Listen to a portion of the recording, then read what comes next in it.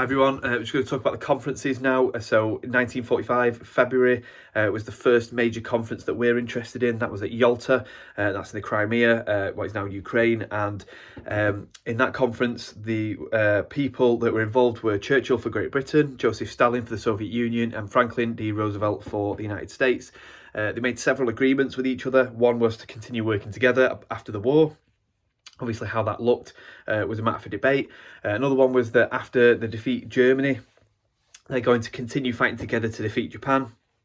Obviously, the Soviet Union was concerned more with Europe at the time, but they're going to start turning their attention eastwards, which would help relieve the pressure off Britain and America. And they also agreed to set up the United Nations to continue this idea of working together peacefully and spread it throughout the world. And finally, they also agreed that in the spirit of democracy, and the United Nations have obviously been the idea of spreading democracy, they should allow Western Europe to have democratically elected governments, which would be chosen by the people, national self-determination we might call it, in places like France, places like Italy, places like Austria, places like the Netherlands. But in Eastern Europe they couldn't agree, and this was the big problem.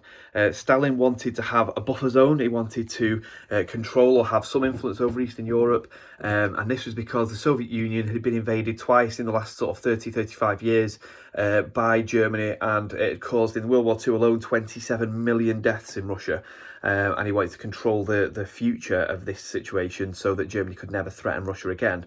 And so he wanted to keep Germany weak, and they agreed the division of Germany in theory at Yalta, and he also wanted reparations from Germany, which the other side, the Western allies, couldn't agree to.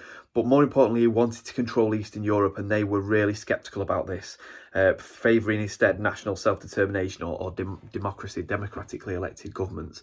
This is places like Poland, Romania, Czechoslovakia, Hungary, Bulgaria, all of those countries along the eastern side of Europe between Russia and Germany.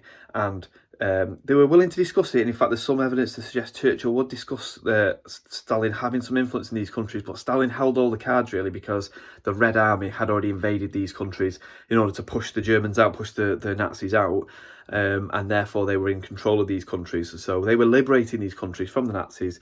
But this was a hangover that led straight into the Potsdam Conference, which was held in Germany in July and August 1945. Some of the players had changed, so Roosevelt had died and Truman, his vice president, replaced him. And he was very anti-communist, and also Clement Attlee had become the British Prime Minister, replacing Winston Churchill after losing the election of 1945, and he wanted to stick close to America, mainly because America had the money that he needed in order to put in place things like the National Health Service at home that he wanted to do. So these divisions remained, and the key sticking point again was Eastern Europe. They agreed to divide Germany, they agreed to divide Berlin as well, which was inside the eastern side of Germany, so the Soviet sector, but they could not agree in Eastern Europe. They left without an agreement on Eastern Europe, and later Stalin would obviously take advantage of this and start to make movements in Eastern Europe during the 1940s.